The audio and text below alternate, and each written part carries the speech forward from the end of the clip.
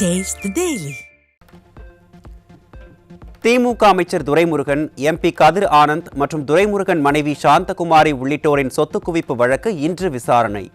சென்னை உயர்நீதிமன்றத்தில் காலை 10 மணிக்கு மேல் விசாரணை தொடக்கம்.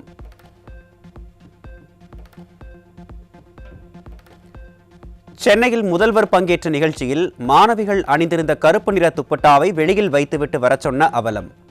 இதுதான் சர்வாதிகாரமாக மாறும் என கூறியதா ஸ்டாலின் என பொதுமக்கள் கேள்வி. கடந்த ஆட்சி காலத்தில் எதிர்க்கட்சித் தலைவராக இருந்தபோது கருப்பு கொடியுடன் கருப்பு சட்டை அணிந்து ஆர்ப்பாட்டத்தில் ஈடுபட்ட ஸ்டாலின் இப்போது மாணவிகள் கருப்பு நிறத்தை காட்டி எதிர்ப்பு தெரிவித்து விடுவார்களோ என அஞ்சுகிறாரா? எதிர்க்கட்சித் தலைவர் பாணியில் யார் அந்த சார் என்று எங்கே கேள்வி எழுப்பி விடுவார்களோ என்ற அச்சத்தில் கருப்பு நிற துப்பட்டாவை அகற்றிய திராவிட மாடல் அரசுக்கு பயம் வந்துவிட்டதா என்றும் மாணவிகள் கேள்வி. திமுக அரசு நிறுத்தி வைத்துள்ள அதிமுக திட்டங்கள் அதிமுக ஆட்சியில் தொடங்கப்படும். கோவை பேரூர் பகுதியில் நடைபெற்ற தமிழக தலித் முன்னேற்றக் கழகத்தின் பட்டியல் இன மக்களின் பாதுகாப்பு மாநாட்டில் உரையாற்றிய அதிமுக முன்னாள் அமைச்சர் SP வேலுமணி உறுதி.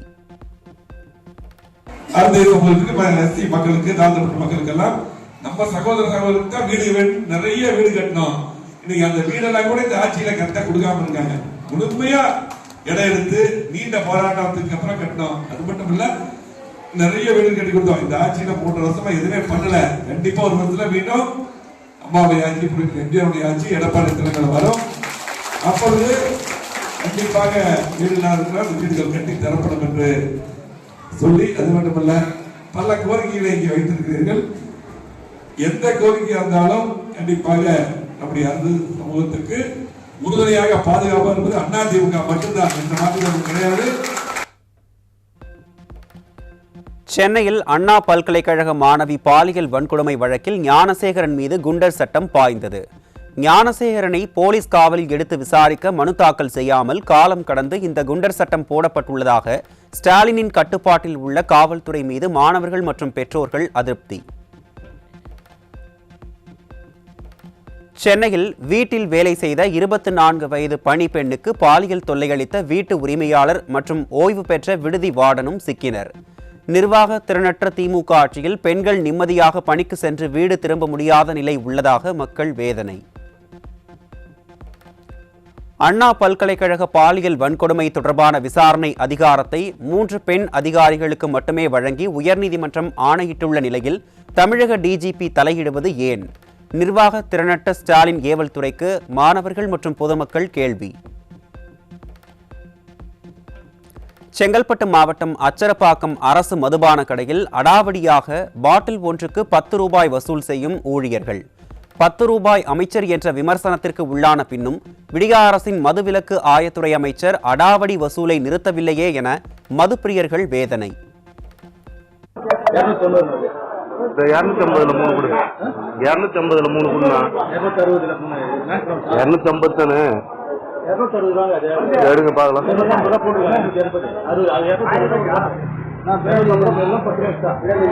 எல்லாம் 10 ரூபா எக்ஸ்ட்ராவா?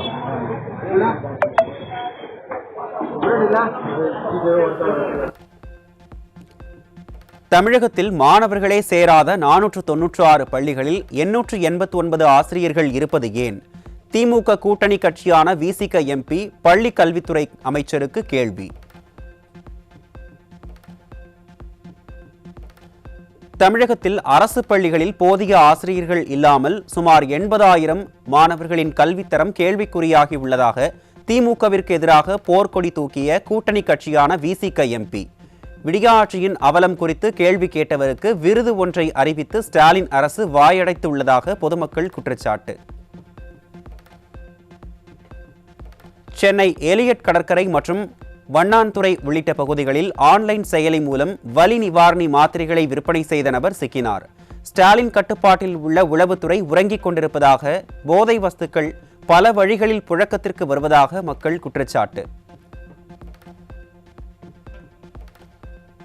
பெங்களூருவில் இருந்து காரில் விற்பனைக்காக கடத்தி வரப்பட்ட 5 லட்சம் ரூபாய் மதிப்பிலான போதைப் பொருட்கள் சேலத்தில் சிக்கியது. மாநில எல்லையில் போலீசார் தூங்கிக் கொண்டிருப்பதால் கடத்தல் சம்பவங்கள் சர்வசாதாரணமாகிவிட்டதாக மக்கள் குற்றச்சாட்டு. சேலம் மாவட்டம் ஓமலூர் அருகே ஒரே வாரத்தில் 3வது முறையாக 200 கிலோ பான் குட்கா போன்ற போதைப் பொருட்கள் பறிமுதல்.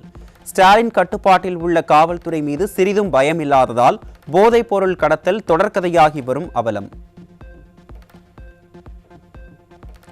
இலங்கையில் இருந்து தமிழகத்திற்கு கடத்தப்பட்ட இருந்த 10 கோடி ரூபாய் மதிப்புள்ள தங்கத்தை பறிமுதல் செய்த இலங்கை கடற்படையினர். 11 கிலோ 300 கிராம் தங்கத்துடன் 3 சிக்கினர். திண்டுக்கல்லில் இருந்து கேரளாவுக்கு கடத்திச் செல்ல இருந்த 1500 கிலோ ரேஷன் அரிசி மற்றும் 800 கிலோ பருப்பு மூட்டைகளுடன் 2 சிக்கினர். ரேஷன் அரிசி கடத்தல் சம்பவத்திற்கு துணை போகும் அதிகாரிகள் மீது உரிய நடவடிக்கை எடுக்க வேண்டும் என மக்கள் வலியுறுத்தல். ஈரோடு மாவட்டம் அந்தியூர் அருகே குடிபோதையில் தொழிலாளியை கார் ஏற்றி கொலை செய்த முதலாளி சிக்கினார். திமுக ஆட்சியில் 24 மணி நேரமும் செயல்படும் மதுவால் கொலை சம்பவம் அதிகரித்து வருவதாக மக்கள் வேதனை. விருதுநகர் மாவட்டம் ஸ்ரீவில்லிபுத்தூர் அருகே மது போதையில் மனைவியை அடித்து கொலை செய்த கணவன் சிக்கினார். ஸ்டாலினின் திமுக ஆட்சியில் மதுவால் பல பெண்களின் உயிர் பறிபோவதாக மக்கள் குற்றச்சாட்டு. கிருஷ்ணகிரி மாவட்டம் ஹோசூர் அருகே குடிபோதையில் தம்பியை அடித்து கொலை செய்த அண்ணன் சிக்கினார். திமுக ஆட்சியில் மதுவால் குற்ற சம்பவங்கள் அதிகரித்து வருவதாக மக்கள் வேதனை. கிருஷ்ணகிரி மாவட்டம் ஹோசூர் அருகே மனைவியை கட்டையால் அடித்து கொலை செய்த கணவன். நடத்தையில் ஏற்பட்ட சந்தேகத்தால் விபரீதம். திண்டுக்கல் மாவட்டம் பழனி அருகே துக்க வீட்டில் சாப்பிட்டுக் கொண்டிருந்த இளைஞர் கழுத்தறுத்து கொலை செய்யப்பட்ட பயங்கரம்.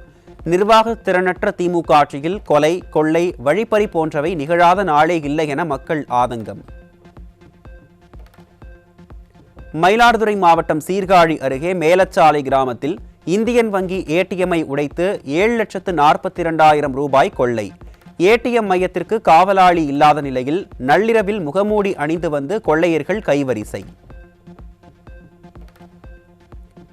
காஞ்சிபுரம் அரசு மருத்துவமனையில் அறுவை சிகிச்சை மூலம் பிரசவம் நடைபெற்ற பெண்ணிற்கு பஞ்சுடன் காப்பர் டீ பொருத்தியதால் இயற்கை உபாதைகள் கழிக்க முடியாமல் உடல்நிலை பாதிக்கப்பட்ட அவலம்.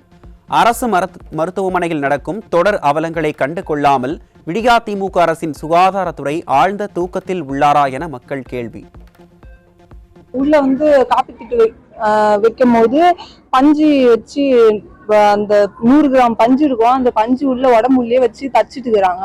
அது தச்ச உடனே என்ன ஆயிடுச்சு, இன்ஃபெக்ஷன் ஆகி குழந்தைக்கிறோம். அதான் வயிற்றுள்ள 17 நாள் வயிற்றுள்ளே இருக்குது. அது துர்நாற்றம் மாதிரி ஆகி வயிறு வாய் எல்லாத்துக்குமே ஸ்மெல். பாத்ரூம் போனாவே ரெஸ்ட்ரூமே வரல, போனாவே சீவா வருது. அந்த இடத்துல இருந்து பாத்ரூம் போனாவே அவங்களுக்கு வலிக்குதுன்றாங்க. சாப்பிடல, ஒரே மயக்கம். காய்ச்சல் காரணமாக திருப்பத்தூர் அரசு மருத்துவமனையில் அனுமதிக்கப்பட்ட 2 வயது குழந்தை போதிய மருத்துவர்கள் இல்லாததால் சிகிச்சை பலனின்றி உயிரிழப்பு. அதாவது 24 மணி நேரம் இந்த வார்டு தனியாக டாக்டர் போட்டிருந்தா கூட உட்காந்துப்பாங்க. ஓல் ஹாஸ்பிட்டலுக்கு ஒரு டாக்டர் தான் இருக்கலாம், புரியுதா? ஓல் ஹாஸ்பிட்டலுக்கு ஒரு டாக்டர் தான் இருக்காங்க. பேஷண்ட் ஸ்டெபிலைஸ் ஆயிடுச்சுன்னா திரும்ப வந்து பார்ப்பாங்க. அங்கே சிக்கேஸ்லாம் பார்த்துட்டு இருப்பாங்க.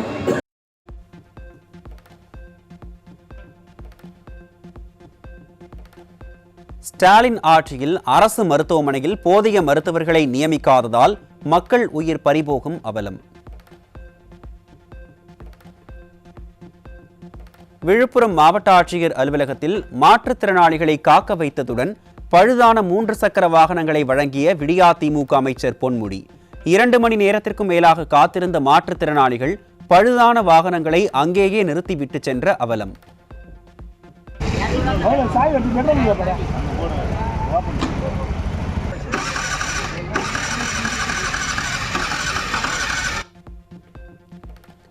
விழுப்புரம் மாவட்டம் திண்டிவனம் அருகே அகூரில் பெஞ்சல் புயல் நிவாரணம் வழங்க கோரி உண்ணாவிரத போராட்டத்தில் ஈடுபட்ட பொதுமக்களை மிரட்டி இழுத்துச் சென்று கைது செய்து அராஜகத்தில் ஈடுபட்ட காவல்துறை.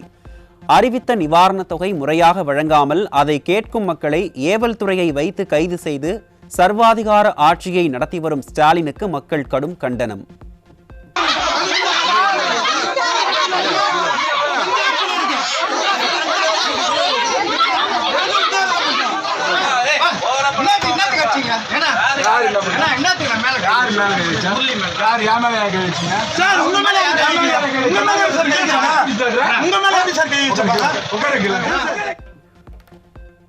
தேனி மாவட்டம் கம்பம் அருகே திமுக எம்எல்ஏ மகாராஜன் தலைமையில் நடத்தப்பட்ட மாட்டு வண்டி பந்தயம் முறையாக நடத்தப்படவில்லை என குற்றச்சாட்டு.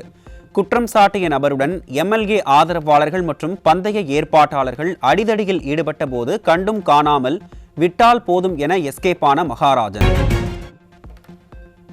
நாமக்கல் மாவட்டம் பள்ளிப்பாளையத்தில் சுத்திகரிப்பு செய்யப்படாத சாய கழிவுநீர் வாய்க்காலில் ரகசியமாக வெளியேற்றும் அவலம் தொடர்கதையாகி வருவதால் கண் எரிச்சல், உடல் உபாதைகள் ஏற்படுவதாக மக்கள் வேதனை.